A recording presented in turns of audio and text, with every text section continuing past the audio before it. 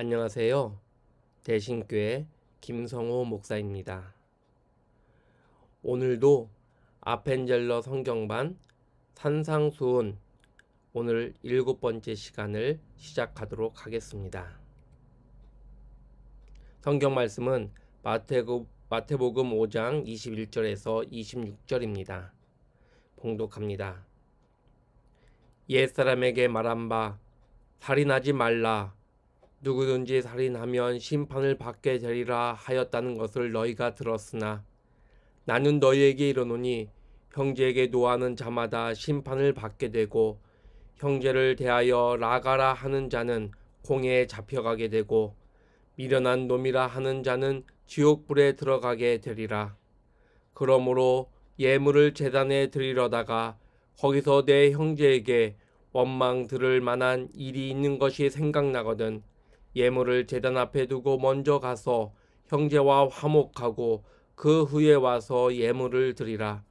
너를 고발하는 자와 함께 길에 있을 때에 급히 사화하라. 그 고발하는 자가 너를 재판관에게 내어주고 재판관이 옥리에게 내어주어 옥에 가둘까 염려하라. 진실로 내게 이르노니 내가 한 푼이라도 남김이 없이 다 갚기 전에는 결코 거기서 나오지 못하리라. 아멘.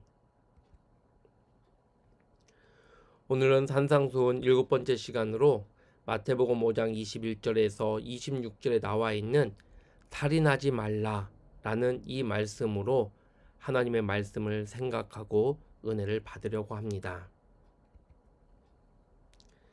예수님은 내가 율법을 폐하러 온 것이 아니라 완전하게 하려 왔다라고 말씀하시면서 6가지 율법을 말씀하시면서 그 의미의 정신, 그 의미의 하나님의 뜻이 무엇인지를 명확하게 우리에게 가르쳐주고 있습니다. 살인하지 말라. 10계명 중 6번째 계명입니다. 출애굽기 20장 13절에 살인하지 말라라고 되어 있고 또한 신명기 5장 18절에 살인하지 말지니라 라고 되어 있습니다. 여러분, 10계명 중에 6번째 계명, 그 계명의 내용은 살인하지 말라라는 것입니다. 그러면서 성경은 또한 이렇게 말씀합니다. 출애굽기 21장 12절에 사람을 쳐 죽인 자는 반드시 죽일 것이나 또한 레위기 24장 17절에 사람을 쳐 죽인 자는 반드시 죽일 것이요. 그래서 구약의 율법은 살인행위 자체를 정죄하고 있고 살인하지 말라라고 우리에게 가르쳐 줍니다. 이 말씀에 대해서 예수님은 우리에게 이렇게 가르쳐 주십니다. 살인의 원인이 어디에 있냐? 그것은 결국 미워하는 데부터 출발한다. 그래서 나는 너희들에게 가르쳐 준다. 살인하지 말라라의 진정한 의미는 미워하지 말라라는 의미부터 시작돼야 된다. 마음의 분노와 그로 말미암은 욕설. 오늘 성경 말씀에 그 예로 든 것은 라가라는 단어입니다. 문자적 의미로는 텅 빈이라는 뜻을 가지고 있고 실질적인 그 당시에 사용하던 의미로는 골빈 놈 이런 뜻입니다. 이것을 쉽게 얘기하면 바보다, 바보라는 그 당시의 욕이었습니다. 이것은 상대에 대한 증오심에서 나오는 욕이었습니다. 그래서 예수님은 화내지 말라고 말씀하시는 겁니다. 왜냐하면 화는 증오심의 표현이기 때문입니다. 결국 화내는 것과 욕설은 살인행위의 본질적 출발이라는 것입니다. 예수님이 말씀하신 살인하지 말라의 율법적 의미는 행위로서의 살인을 하지 말라 이전에 왜 그 행위로 이어지게 되느냐? 그 출발점은 미워하는 데서부터 출발하며 그 미워하는 마음이 결국 화로 그리고 우리의 입술을 통해서 욕으로 나오기 때문에 이런 것부터 차단하고 막는 것이 결국 살인을 막는 행위, 즉 내 형제와 내 이웃을 향하여 분노하거나 그들에게 욕설하는 것부터 하지 말라고 예수님은 우리에게 가르쳐주고 있습니다. 맞습니다. 살인은 어느 한순간에 아무 생각 없이 저지르는 것이 아닙니다. 미워하는 마음이 분노로 바뀌고 그 분노가 입술에선 욕으로 우리의 모습 태도로서는 화내는 것부터 시작되면서 결국 그 증오심이 그 나쁜 마음이 살인으로 이어지고 있기 때문입니다. 오늘 말씀에 이 살인하지 말라의 본문에 인간관계와 제사에 대한 말씀이 들어 있습니다. 불편한 관계에서는 하나님께 제사를 드릴 수 없다라고 23절과 24절에 나와 있습니다. 다른 사람과 불편한 관계에 있을 때는 하나님께 제사 드리는 것을 중단하고 먼저 가서 그 관계를 풀라는 겁니다. 이 말씀은 예배보다 인간관계가 우선이다, 그런 의미에서 말씀드리는 것이 아닙니다. 인간관계가 성실치 못한 자가 하나님과의 관계를 온전케 할 수 있겠느냐라는 의미에서 예수님은 말씀하고 있는 것입니다. 즉, 예배의 진실성, 순결성, 유효성을 생각할 때 먼저 내가 내 형제와 내 가까이에 있는 이웃과 관계의 틀어짐을, 불편한 관계를 회복하고 와서 하나님께 예배드릴 때 그 예배가 진실한 것이고 그 예배가 순결한 것이고 하나님이 기뻐 받으시는 예배라는 겁니다. 여러분, 제자는 어떤 사람입니까?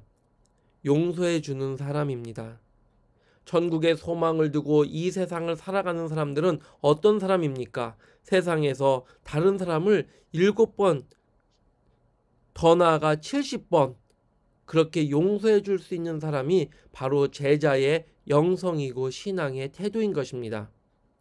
자신의 실책에 대해서 바로 잡으려는 적극적인 태도가 또한 우리에겐 있어야 됩니다.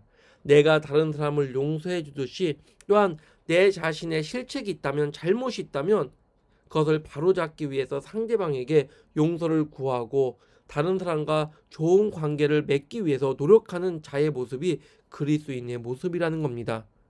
이렇게 내 이웃과 내 형제와 관계의 정상화가 이루어진 이런 화평케 하는 자의 삶의 모습 가운데 하나님께 나아갈 때 하나님께 드리는 제사, 즉 하나님께 드리는 예배가 온전한 예배가 될 수 있다라고 예수님은 가르쳐주고 있습니다.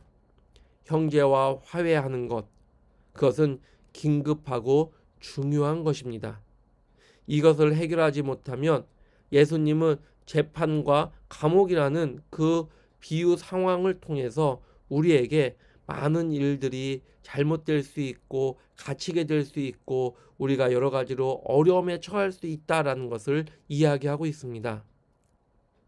여러분, 그리스도인은 많은 사람들과 함께 살아가는 그 관계성 속에서 불편한 관계를 보다 원만한 관계로, 그 관계에서 온전한 그리스도인의 모습을 보여주는 복된 모습으로 나아갈 때 그런 온전한 관계성을 가진 자가 하나님과 또한 온전한 관계를 맺을 수 있음을 예수님은 우리에게 가르쳐주고 있는 것입니다.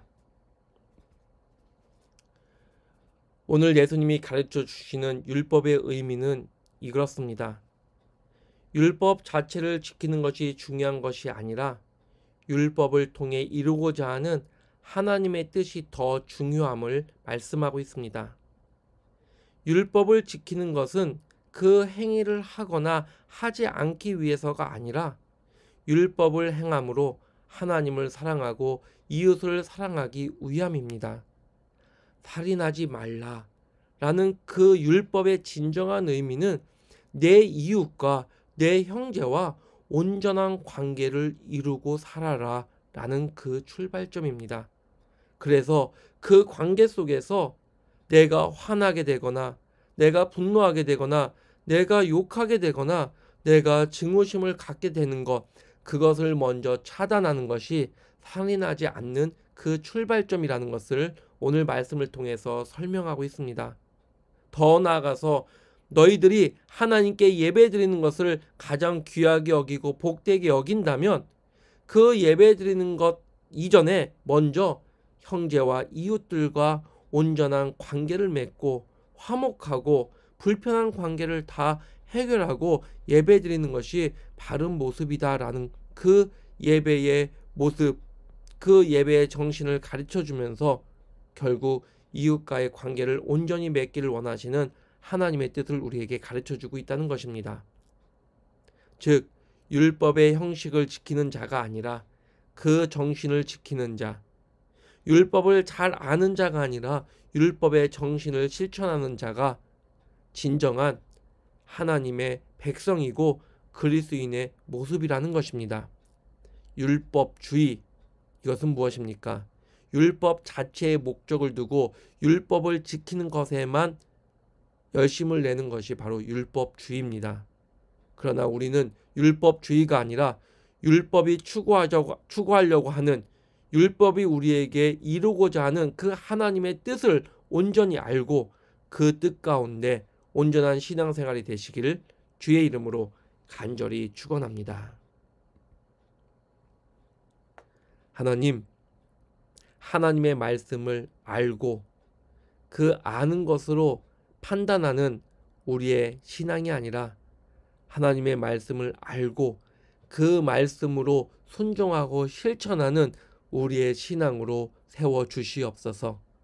살인하지 말라, 이것은 나와 관계없는 그런 말씀이 아니라 내 이웃에 대해서 온전한 태도와 관계성을 맺는 그 출발점으로 이 말씀을 이해할 수 있게 하여 주시옵고, 미워하는 마음, 증오하는 마음, 그 사람에 대해서 악한 마음을 갖기 이전에 먼저 내가 마음을 온전히 다스려 좋은 관계, 원만한 관계를 맺고 하나님 앞에 설 수 있는 신앙으로 우리를 주장하여 주시옵소서. 감사하며 예수님 이름으로 기도하옵나이다. 아멘.